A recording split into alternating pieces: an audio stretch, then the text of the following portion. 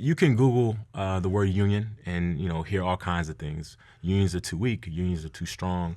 The truth is that we can be our own worst enemy. Anything that doesn't evolve is destined to die. I'd say the other thing that we have to watch out for as labor leaders is making the assumption that everyone knows what a union is. My grandfather was a coal miner in West Virginia. I literally did not know that until I became a union leader. My grandmother, who is 92, Mary Hamlet, I want to say hello to her, but she told me that, my grandfather was a coal miner, and in fact, he died of black lung. So if you can imagine, that's a part of my legacy, a part of my history, and it probably explains why I'm so into unions, right? It's something I didn't even know I had the connection to.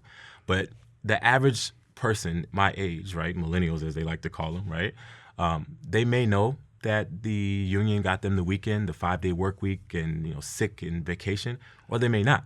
But the trick is trying to get them to understand that there's only one way to balance with corporate power and to bring democracy to the workplace, and that's joining a union. Do you think that there's an evolution? I mean, there's a change? Is it evolving so it doesn't die? Is your sense of this happening now what keeps you going in it? Yeah, every time I go to a different corner of the country, someone comes up to me and they say, hey, I actually use your site to look for something, or I met somebody on your site. That's really what keeps me going. I think that, in the labor movement, you have wins and you have losses, right? There's been some really tough losses for the labor movement over the last 50 years. But I also see a real fighting spirit from local labor leaders all the way up to the Central Labor Councils, the state feds, and even up to the AFL-CIO. There's a history that goes over 100 years of unions battling. So whenever people predict the end of the labor movement, it's actually wishful thinking. I would say labor is in the hearts and minds of regular people, and the labor movement started before there were formal unions. For slaves to be trying to escape and trying to create a new life for themselves and migrating from the south to the north, that was the labor movement. Chinese workers at the railroads, there's all different types of parts of the labor movement that we don't necessarily respect and understand as the labor movement, but it's all relevant.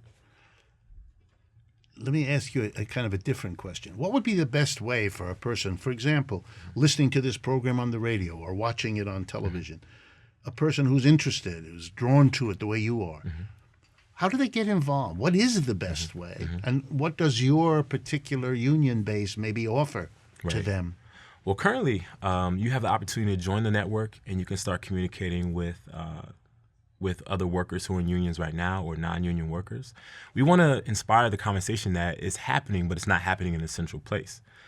There's over 30,000 local and international unions in the United States.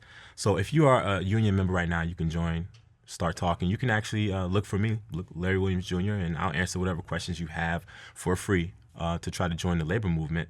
But also, the idea that folks who want to be in a union think it's too difficult. Well, we're actually going to be launching a jobs board for unions. So you can either log onto our site and find a job at a union fighting for workers' rights, or you can find a job that is represented by a union, let's say at UPS. You want to drive a truck. The idea is to close the information gap so folks know where to look for union jobs and also are aware where the strikes are happening so they can support them, where are the union hotels. All that should be in one place. But there's a lot that's already been done that I'm just building off of. So I want to really work closely with the labor movement to do that. There's an old tension in the labor movement. I would like your reaction to it. The tension goes something like this. On the one hand, our job as unions is to get better working conditions, better wages, a better deal for the worker who goes in every day to the factory, the office, the store, puts in his or her 8 hours, etc. But always struggling with an employer. And so even when you have a union and you have a contract, which is still a goal for most workers because we don't have enough strength of the unions yet, then you're always fighting with the employer who doesn't abide by the contract, who goes around the contract, who lets it lapse or whatever. And so that developed over the years the notion another way would be to change the system. In other words, to have workers run the enterprise themselves rather than always being adversaries of somebody who's trying to make an extra buck by taking something away from them. It's called sometimes the worker co-op movement. It has various names. Where do you see that playing out, if you do? And how does that get factored into what's going on with the renewal of the labor movement? Right. I think I have seen worker co-ops in various forms around the United States, and I've seen it in Cuba as well. That's obviously a different economic and political system.